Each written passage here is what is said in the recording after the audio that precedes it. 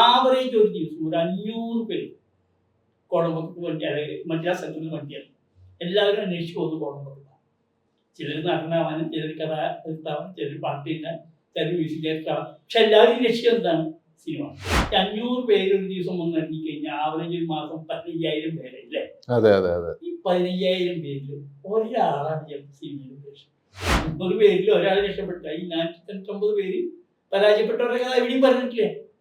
അതറിഞ്ഞ ഒരാളും ആ ബാധിക്ക് പോയി. ഒരു 10-15 വർഷം ആരുടെ കൂടെ സിനിമ ഇൻഡസ്ട്രിയിൽ ഡയറക്ടർ ഇല്ലെങ്കിലും അവൻ പണ്ടെടുക്കാൻ കേപ്പബിൾ ആണെന്ന് അറിഞ്ഞാൽ മാത്രമേ ആരെങ്കിലും ഇന്നത്തെ കാലത്ത് പറഞ്ഞു. ഇന്നത്തെ ഒരു അവസ്ഥയല്ല. TVCയിലാണ് ഏറ്റവും കൂടുതൽ വയലൻസ് മുക്തികൾ വരുന്നത്. എല്ലാ നമ്മൾ കാണാൻ പാടില്ലാത്ത കൊച്ചു കുഞ്ഞുങ്ങൾ പോലും കാണാൻ പാടില്ലാത്ത കാര്യങ്ങൾ ചെയ്യുന്നത്. അതിനൊരു സെൻസറിങ്ങും ഇല്ല. ഗവൺമെന്റിന് ഭയങ്കര വരുമാനം. ഒരു 2 മണിക്കൂർ പടം നമ്മൾ സെൻസർ ചെയ്യുമ്പോൾ 25,000 രൂപ പ്രൊഡ്യൂസർ CBFCക്ക് കിട്ടുന്നു. പടത്തിന്റെ ഓണർ പ്രൊഡ്യൂസറാണ്. പടത്തിലെ എല്ലാ ഡോക്യുമെന്റും സൈൻ ചെയ്യുന്നത് പ്രൊഡ്യൂസറാണ്. ഞാൻ ഇപ്പോഴും ആലോചിക്കാറുണ്ട്, ഇന്നത്തെ കാലഘട്ടത്തിൽ ഒരാൾക്ക് വന്നത് ചിത്രത്തെ പറ്റി ചിന്തിക്കാൻ പോലും കഴിയുന്നില്ല അല്ലേ? അതിന്റെ ഒരു ടാഗ് ലൈൻ ഉണ്ടായിരുന്നു, the greatest star cast ever assembled, the greatest story ever told. ഒരാൾക്ക് ഇത് അറിയില്ല എന്നുള്ളതാണ് സിനിമയുടെ അപജയം. ഈ ജോലിയെ പറ്റി ആർക്കും ഒന്നും അറിയില്ല.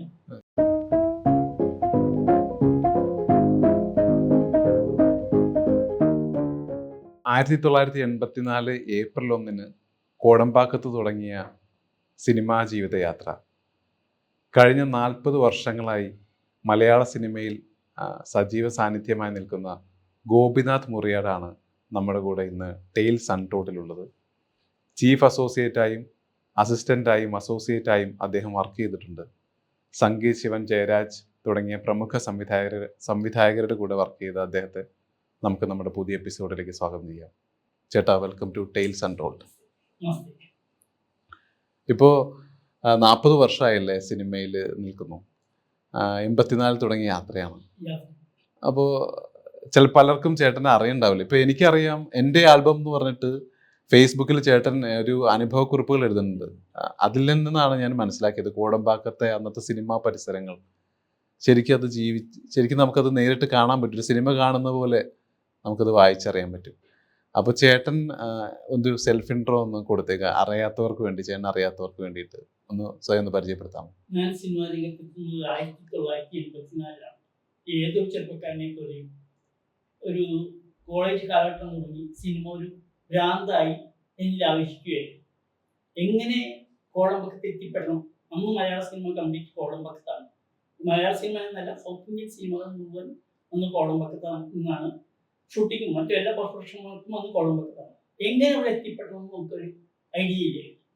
അങ്ങനെ അന്ന് എനിക്ക് ഒരു ജോലി ഉണ്ടായിരുന്നു നോർത്ത് ഇന്ത്യയിൽ. ആ ജോലി രാജിവെച്ചാണ് ഞാൻ ഈ സിനിമയോട് ആഗ്രഹിക്കുന്നത്. കോടമ്പക്കത്ത് തുടക്കകാലം തികച്ചും സ്ട്രഗിളിൻ്റെതായിരുന്നു. എങ്ങനെ സിനിമയിലേക്ക് എത്തിപ്പെടാൻ പറ്റുമെന്ന് അറിയാതെ കോടമ്പക്കത്തെ രീതിയിൽ ഒരുപാട് അണിഞ്ഞിട്ടുണ്ട്. ആ സമയത്ത് ഒന്നും ഇല്ലാത്ത ഭാര്യ, ആരോരും അറിയാതെ, രക്ഷസ്, ജനകീയ കോടതി, ഇങ്ങനെയുള്ള പടങ്ങളിലൂടെ സെൻസർ സ്ക്രിപ്റ്റ് എഴുതാൻ ഒരാളുടെ അസിസ്റ്റൻ്റ് ആയിട്ടാണ് ഞാൻ ആദ്യമായിട്ട് സ്റ്റുഡിയോയിൽ. എനിക്കിപ്പോഴും ഓർമ്മയുണ്ട്, വിജയ ഗാർഡൻ സ്റ്റുഡിയോയിലാണ് ഞാൻ ആദ്യമായിട്ട്. വിജയ ഗാർഡൻ വടപള്ളി ബസ് സ്റ്റാൻഡിന് ഓപ്പോസിറ്റ് ആയിട്ട് ഇന്നുണ്ട്. ഇന്നതൊരു ഹോസ്പിറ്റലാണ്. അവിടെ ഒന്നും ഇല്ലാത്ത ഭാര്യ എന്ന ബാലുജീയത്തിൻ്റെ പടം വർക്ക് നടത്തുമ്പോഴാണ് ഞാൻ ആദ്യമായിട്ട് കഴിച്ചത്. ആദ്യം ഒരു സ്റ്റുഡിയോയിൽ അന്നൊന്നും കയറി പറ്റുക എന്ന് പറയുന്നത് ഒരു എളുപ്പമല്ല. വാച്ച്മാൻമാർ നമ്മളെ ഓടിപ്പിക്കും. അറിയാത്ത ഒരാൾ ചെന്ന് കഴിഞ്ഞാൽ ഓടിപ്പിക്കും. എങ്ങനെയൊക്കെയോ കയറിപ്പറ്റി ഒന്നുമില്ലാത്ത ഭാര്യ ഒരു അസിസ്റ്റന്റ് റൈറ്റർ ആയിട്ടാണ് ഞാൻ ഈ രംഗത്ത് പ്രവർത്തിച്ചത്.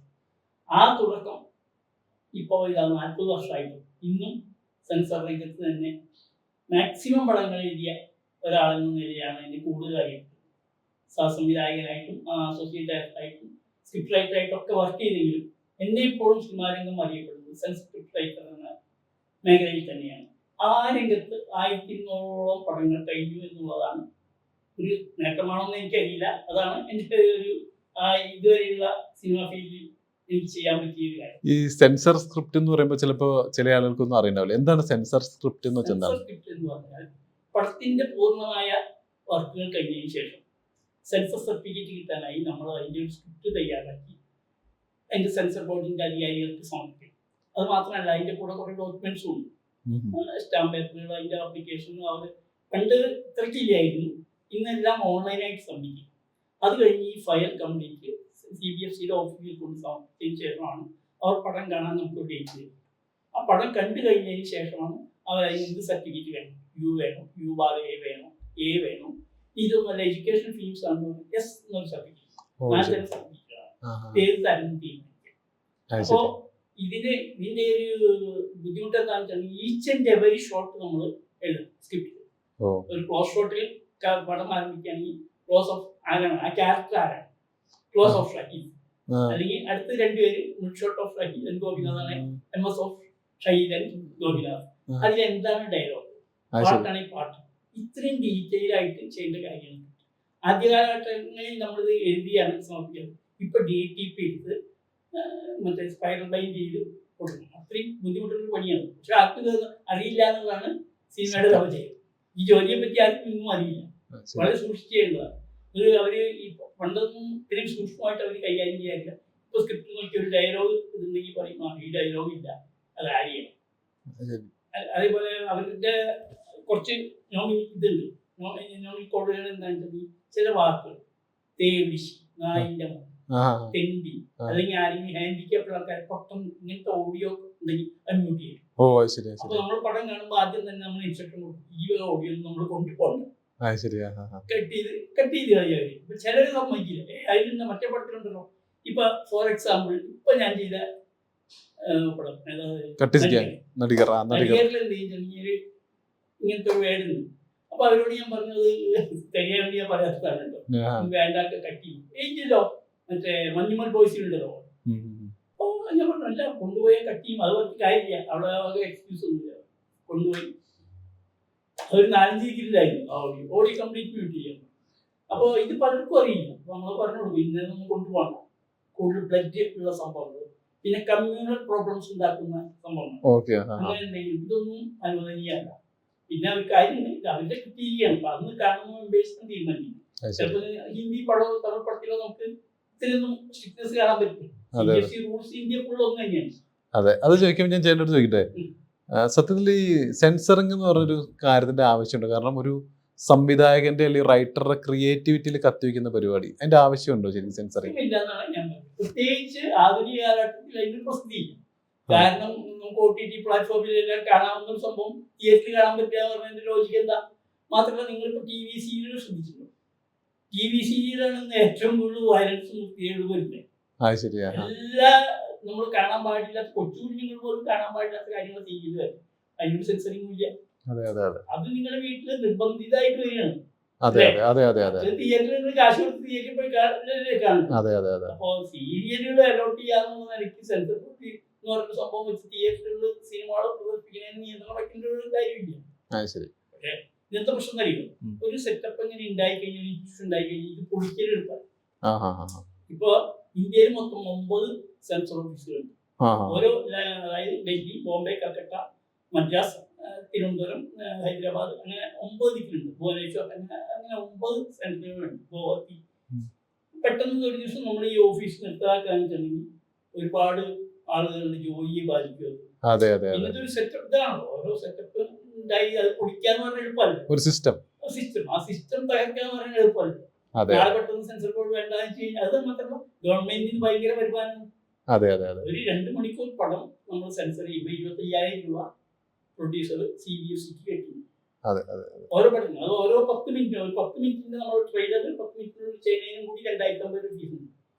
അത് ഒരു 2 രൂപ വെച്ച് ഇങ്ങനെ ആഡ് ആയി വരും. ഇപ്പൊ ഞാനിപ്പോ ലേറ്റസ്റ്റ് ചെയ്ത നടികറിന് 32,500 രൂപ കിട്ടി. 2 മണിക്കൂർ 20 മിനിറ്റ്, 23 മിനിറ്റ്. അപ്പോ ഗവൺമെന്റിന് അതൊരു വരുമാനമാണ്. നമ്മൾ സെൻസർ സ്ക്രിപ്റ്റിന്റെ കാര്യം പറഞ്ഞല്ലോ.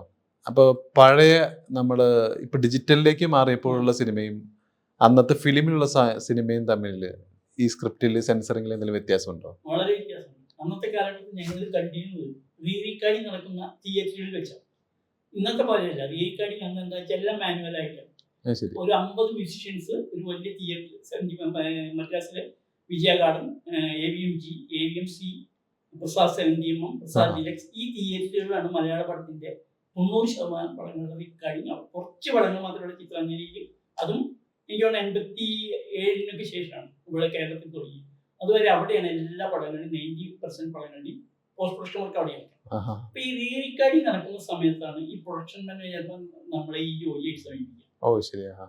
പടത്തിന് സെൻസർ ചെയ്യുകയാണെങ്കിൽ നമ്മൾ കോൺടാക്ട് ചെയ്യുക. നമുക്കറിയാം എഡിറ്റിംഗ് റൂമുകളിൽ മലയാള പടങ്ങളിൽ ഏതൊക്കെ എഡിറ്റിംഗ് റൂമുകളിൽ നടക്കും നമുക്കറിയാം.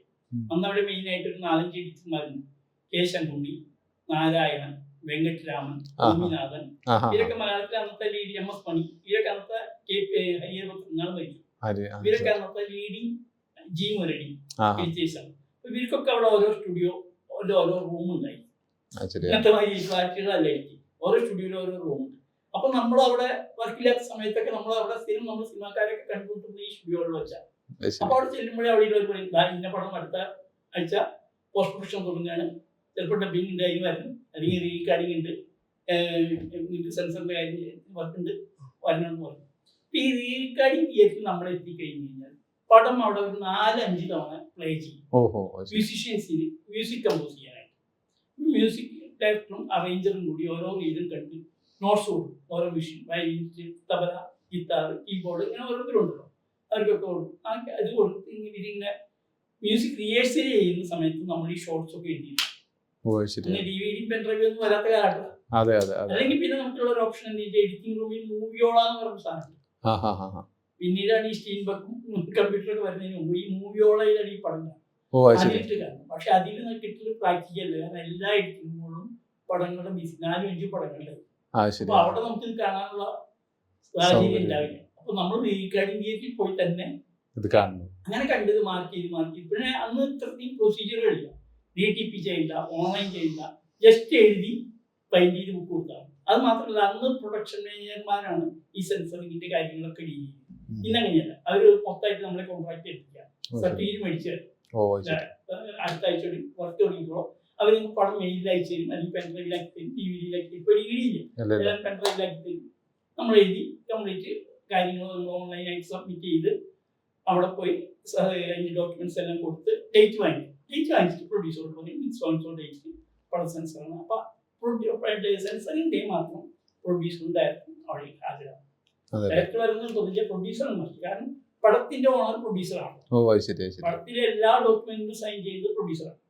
ഡയറക്ടർ ആവശ്യം എന്താണെന്ന് വെച്ച് കഴിഞ്ഞപ്പോ ഒരാൾ പറയണം ഇന്ന ഷോർട്ട് പാടില്ല, അല്ലെങ്കിൽ ഇന്ന ഓഡിയോ കട്ട് ചെയ്യണം എന്ന് പറഞ്ഞു കഴിഞ്ഞാൽ അത് എന്തുകൊണ്ട് വെച്ചിരിക്കുന്നു എന്ന് ആർഗ്യൂ ചെയ്യാൻ ഡയറക്ടർക്കാണ് കൂടുതൽ പറ്റുക. കാരണം അയാളുടെയാണ് ഫിലിം അങ്ങേരിയാണ്. പക്ഷെ ഓണർഷിപ്പ് എപ്പോഴും പ്രൊഡ്യൂസർക്കാണ്. അപ്പൊ അതുകൊണ്ട് അവർ കട്ടുകൾ ചിലപ്പോൾ പറയും ഇന്ന ഓഡിയോ ഒക്കെ മ്യൂട്ട് ചെയ്യണം, ഇന്ന വിഷ്വൽ കളയണം, ഇതാണ് നിങ്ങൾക്ക് തരാൻ ഉദ്ദേശിക്കുന്ന സർട്ടിഫിക്കറ്റ് ആണ്. നിങ്ങൾക്ക് ഒബ്ജക്ഷൻ ഉണ്ടെങ്കിൽ you can go to revise. അങ്ങനെയാണെങ്കിൽ വരാത്ത ബുദ്ധിമുട്ടോ. കാരണം എന്താ വെച്ചാൽ ബോംബെ പോകണം, ബോംബെയിലാണ് റിവൈസ് കമ്മിറ്റി. അവിടെ പോകണമെങ്കിൽ ഒരു പ്രൊഡ്യൂസേഴ്സ് അങ്ങോട്ട് പോയില്ല. കാരണം എന്താ വെച്ചാൽ പിന്നെ ഒരു 1-2 ലക്ഷം റുപ്യക്ക് ചെലവും. അവിടെ പോയി നിന്ന് വീണ്ടും കൊടുത്ത് അവിടെ ഇത് കാണിച്ച് എന്നിട്ട് ഇത് കിട്ടണമെന്നില്ല. ഇത് പണ്ടൊക്കെ റിവൈസിംഗ് കമ്മിറ്റി പോയി രാജൻ പറഞ്ഞ കഥയൊക്കെ അവിടെ റിവൈസിംഗ് കമ്മിറ്റിക്ക് പോയിട്ട് റിലീസായ പടങ്ങളാണ്. ഇപ്പൊ പിന്നെ ആരും അതിന് കിട്ടില്ല. ഇപ്പൊ നാളെ പടം ഉണ്ടായി, ഏതാണ് കൊറോണ ജവാനായിട്ട് പിന്നെ കൊറോണ ദിവാൻ അങ്ങോട്ട് പേര് മാറ്റി റിലീസായി. അപ്പോഴത്തേക്ക് സെയിം റിവൈസിംഗ് കമ്മിറ്റി കൊണ്ടുവരും. ഇടയ്ക്ക് ജവാൻ എന്നുള്ളതുണ്ട്. ഇരിക്കോറിന്റെ പേരൊന്നും മെൻഷൻ ചെയ്യാൻ പറ്റില്ല, അതായത് പബ്ലിസിറ്റി ആണല്ലോ.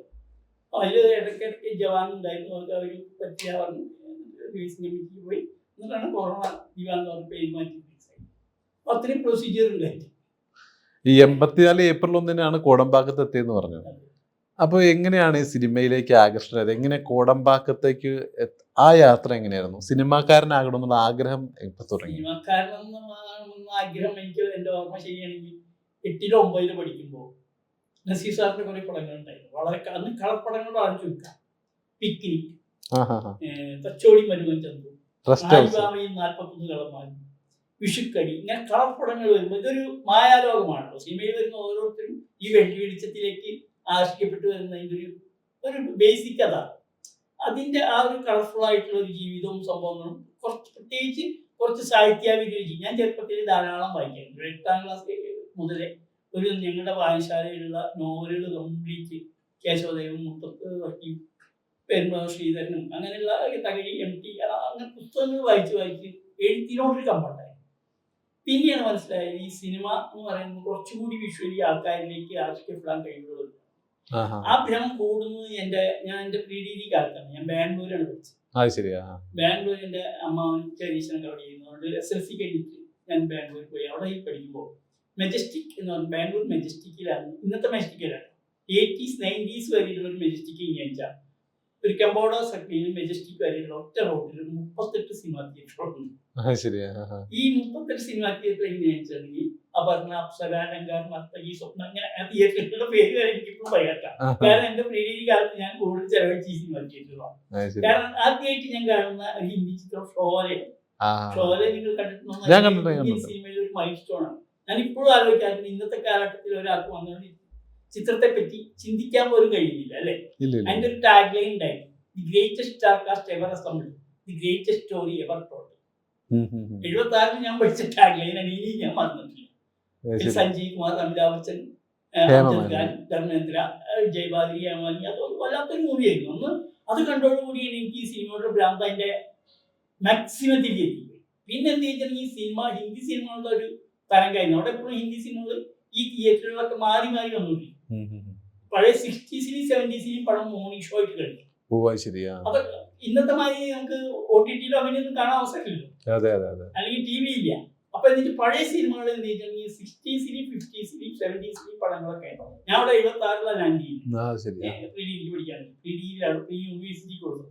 അപ്പൊ എന്ത് വെച്ചിട്ടുണ്ടെങ്കിൽ ഈ പഴയ പടങ്ങൾ ബോബി, മേരാനഞ്ചോക്കെ, ഇങ്ങനെ പഴയ ഇറ്റ് പടങ്ങളുണ്ട്. ഇതൊക്കെ അവിടെ മോർണിംഗ് ഷോ കളിക്കും.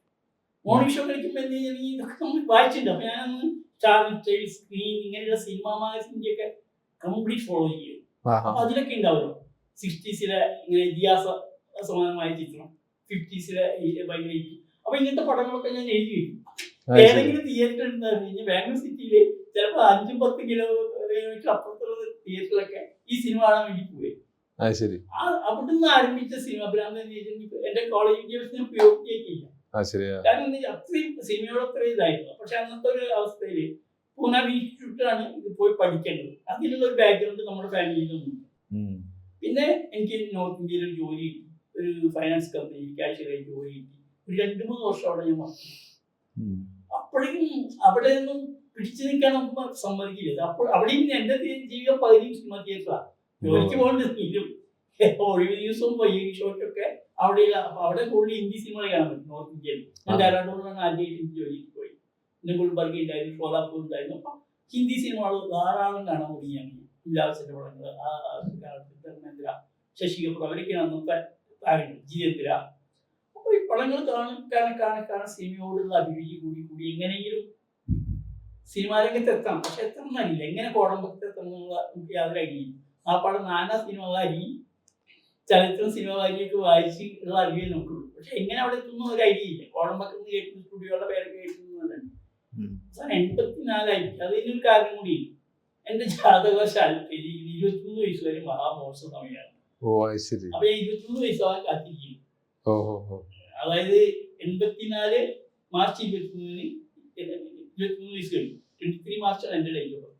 23 വയസ്സ് കഴിഞ്ഞു. അപ്പൊ ഞാൻ ഇനി എന്റെ നല്ല സമയം നേരെ സിനിമയിൽ പോയാൽ നേരെ കയറി ഡയറക്റ്റ് ആവാൻ പറ്റും. എല്ലാവരും സ്വപ്നം അങ്ങനെയാണല്ലോ. സിനിമയിൽ ഞാൻ ഒരു കാര്യം പറയാം, അന്നത്തെ കാലഘട്ടത്ത് സൗത്ത് ഇന്ത്യൻ സിനിമയുടെ ഒക്കെ എന്താ പറയുക, എല്ലാ പടങ്ങളുടെയും ഒരു ബേസ് കോളമ്പക്കാണ്. മലയാളമായാലും തമിഴായാലും തെലുങ്കായാലും ഹിന്ദിയായാലും ആവറേജ് ഒരു ദിവസം ഒരു 500 പേര് കോളമ്പക്ക് വേണ്ടി, അല്ലെങ്കിൽ മദ്രാസ് സെക്ടറിന് വേണ്ടിയാണ് എല്ലാവരും അന്വേഷിച്ച് പോകുന്നത് കോളമ്പക്കാണ്. ചിലർ നടനാവാനും, ചിലർ കഥ നിർത്താനും, ചിലർ പാട്ടിടാൻ, ചിലർ മ്യൂസിക് ഡയറക്ടറാണ്. പക്ഷെ എല്ലാവരും ലക്ഷ്യം എന്താണ്? സിനിമ. അത് ആന്ധ്രയിൽ നിന്നുണ്ടായിരിക്കും, തമിഴ്നാട്ടിൽ നിന്നുണ്ടാവും, കേരളത്തിൽ നിന്നുണ്ടാവും, കർണാടകയിൽ നിന്നുണ്ടാവും, എല്ലാം ഉണ്ടായി. എല്ലാവരും ലക്ഷ്യം ഈ സിനിമയിൽ. 500 പേര് ഒരു ദിവസം വന്ന് ഇറങ്ങിക്കഴിഞ്ഞാൽ ആവറേജ് ഒരു മാസം 15,000 പേരല്ലേ? ഈ 15,000 പേരിൽ ഒരാളാണ് ചിലപ്പോൾ സിനിമയിൽ ലക്ഷ്യം. ഒരാളാണ് ഈ 15,000 പേരിൽ. പക്ഷെ ഈ ഒരാളുടെ കഥ ഈ നമ്മുടെ മീഡിയയുടെ പ്രചരിപ്പിക്കും. ഇന്നത്തെ മാതിരി ഓൺലൈൻ മീഡിയ അല്ല, മറ്റേ നമ്മളെന്താ പറയുക, ഈ വാരികൾ, സിനിമ വാരികളിൽ കൂടെയൊക്കെ നമ്മളിങ്ങനെ അനുഭവങ്ങൾ വായിക്കും. എങ്ങനെ പ്രേംനസീർ എടുത്തി, ഇങ്ങനെ മോഹൻലാൽ എടുത്തി, ഇങ്ങനെ സത്യനെ എടുത്തി. ഇതിലാകൃഷ്ടരായിട്ട് ഞാൻ ഈ പറഞ്ഞോളൂ ദിവസം 500 കണക്കിന് ആൾക്കാരുടെ അവിടെ ഉണ്ടായിട്ടാണ് ഒരാളാണ് ഇതിൽ നിന്ന് രക്ഷപ്പെട്ടു വരുന്നത്. പക്ഷെ ഈ 499 പേര് ഫെയിലായവരുടെ കഥ ആർക്കും അറിയില്ല. 500 പേരിൽ ഒരാൾ രക്ഷപ്പെട്ട ഈ 499 പേര് പരാജയപ്പെട്ടവരുടെ കഥ എവിടെയും പറഞ്ഞിട്ടില്ലേ? അതറിഞ്ഞ ഒരാളും ആ ഭാഗത്തേക്ക് പോയി. പക്ഷെ അതാരും അറിയാത്തതുകൊണ്ട് തന്നെ എല്ലാവരും ഞാൻ ഇപ്പൊ 21 വയസ്സിൽ, പക്ഷെ ഞാൻ ഇങ്ങനെ ഇത് സ്ട്രഗിൾ ചെയ്ത കഥകളൊക്കെ വായിച്ചിട്ടുണ്ട്. അപ്പൊ എന്റെ ഉദ്ദേശം എന്താ വെച്ചാൽ മാക്സിമം 23 വയസ്സായല്ലോ, ഒരു 30 വയസ്സിൽ 7 വർഷത്തിനുള്ളിൽ ഒരു സംവിധായകനാവാൻ പറ്റും, അല്ലെങ്കിൽ ഒരു അറിയപ്പെടുന്ന സ്ക്രിപ്റ്റ് റൈറ്റർ ആവാൻ പറ്റും. എഴുതായിരുന്നു ഞാൻ നന്നായി. അതാണ് ഞാൻ ഓരോ സിനിമയും എന്റെ ഓരോ കഥ മനസ്സിൽ വന്നാലും അപ്പൊ ഓൺലൈൻ ഓർഡർ, നമ്മൾ തിരക്കഥ ഉണ്ടാക്കുന്ന ഒരു രൂപമാണ് ഓൺലൈനാക്കി ഒരു 60-70 സീനിൽ എങ്ങനെ ഇതാക്കാൻ പറ്റും. പിന്നെ അതൊന്നും 2 പേര് വായിച്ച് എടുത്ത് ഇങ്ങനെ ചെയ്താൽ ഇതായിരുന്നു എൻ്റെ ഹോബി. കോടമ്പത്തൊന്നും ഈ 6-7 വർഷം ഞാനൊന്നും ചെയ്ത് പടങ്ങൾ വർക്ക് ചെയ്തേ കൂടുതൽ ഞാൻ സ്ക്രിപ്റ്റുകൾ ഇങ്ങനെ വർക്ക് ചെയ്യുക. ഇത് പലരോടും പറയും ഇങ്ങനെ. അപ്പൊ ഇതിന്റെ പ്രശ്നം എന്താ വെച്ചാൽ ഇതൊന്നും നമ്മളൊരു പുതിയ ആൾ ചെന്ന് പറയുമ്പോൾ ആരും അംഗീകരിക്കാൻ ഒരുവിധം ബുദ്ധിമുട്ടാണ്, പ്രത്യേകിച്ച് അന്നത്തെ കാലം. നമ്മളൊരു 10-15 വർഷം ആരുടെ കൂടെ സിനിമ തോറ്റിട്ടായിരുന്നു ഇൻഡസ്ട്രിയിൽ ഡയറക്ടർ ഇല്ലെങ്കിലും അവൻ പടെടുക്കാൻ കേപ്പബിൾ ആണെന്ന് അറിഞ്ഞാൽ മാത്രമേ ആരെങ്കിലും അന്നത്തെ കാലത്ത് പറഞ്ഞു. ഇന്നത്തെ ഒരു അവസ്ഥയല്ല. എൻ്റെ ഒരു നിർഭാഗ്യത്തിന് എന്ത് കഴിഞ്ഞാൽ ഞാൻ ഒരാളുടെ കൂടി സ്റ്റിക്ക് ഓൺ ചെയ്തില്ല എന്നുള്ളത് എനിക്കൊരു വലിയ ദോഷം. സാധാരണ ഒരു ഡയറക്ടർ ആയ ആൾക്കാർക്ക് അന്നത്തെ നിങ്ങൾ നോക്കിയാൽ ഒരു ഏതെങ്കിലും ഒരു ഡയറക്ടറെ കൂടെ ഒരു 10-15 കൂടെ അടുപ്പിച്ച്, അപ്പൊ എന്താ വെച്ചാൽ ആ കമ്പനിയുടെ ആ ആർട്ടിസ്റ്റ് ആ സംഭവങ്ങളൊക്കെ ആയിട്ട് പുള്ളിക്കൊരു കണക്ഷൻ ആവുമല്ലോ. അവന് പടം കൊടുക്കാന്ന് ആ കമ്പനി തന്നെ പലപ്പോഴും ഈ ഡയറക്ടറെ വെച്ച് പടം ചെയ്ത ആ കമ്പനി തന്നെ പറയും അവൻ കുറെ കാര്യം അവന് പടം. ഞാൻ ഇങ്ങനെ ഒരാളുടെ കൂടെ പെർമനന്റ് ആയിട്ട് സ്റ്റിക്ക് ഓൺ ചെയ്തു. അതിന് കാരണം എന്താണെന്ന് വെച്ചാൽ ഞാൻ അവിടെ പാർട്ട് ടൈം ആയിട്ട് ജോയിൻ ചെയ്തപ്പോൾ ഈ സെൻസർ വർക്കുകൾ ധാരാളം ചെയ്യാറുണ്ട്. ഒരാളുടെ കൂടെ വർക്ക് ചെയ്തുകൊണ്ടിരിക്കുമ്പോൾ ആ പടം കഴിഞ്ഞു, അപ്പോൾ ഒരു ഗ്യാപ്പ് വരുമ്പോൾ സെൻസർ വർക്ക് ചെയ്യും. അപ്പൊ വീണ്ടും കയറി വിളിക്കുമ്പോഴേക്കും ഞാൻ എന്തെങ്കിലും പടത്തിൽ കമ്മിറ്റഡ് ആയിരിക്കും, എനിക്ക് അവിടെ നിന്ന് പോരാൻ. അപ്പൊ എന്ത് ചെയ്തിട്ടുണ്ടെങ്കിൽ ഞാൻ പടത്തിൽ അയാളുടെ കൂടെ അടുത്ത പടത്തിൽ ചെയ്യാൻ പറ്റും. പിന്നെ ഇത് കഴിഞ്ഞു വേറെ ഒരു ഡയറക്ടറോട് അയാളുടെ കൂടെ ഒരു പടം കഴിഞ്ഞു വീണ്ടും സെൻസർ വർക്കുകളിലേക്ക് എടുക്കും. അപ്പൊ പിന്നെ അയാൾ പടം ചെയ്യാൻ പറ്റും. ഇതുകൊണ്ട് തന്നെ ഞാൻ വർക്ക് ചെയ്ത ഒരു ഡയറക്ടറോടി 3 പടത്തിൽ കൂടെ ആരുടെയും കൂടെ എനിക്ക് വർക്ക് ചെയ്യാൻ പറ്റും. അതൊരു ദോഷമായി ഭവിച്ചു അന്നത്തെ കാലത്ത്.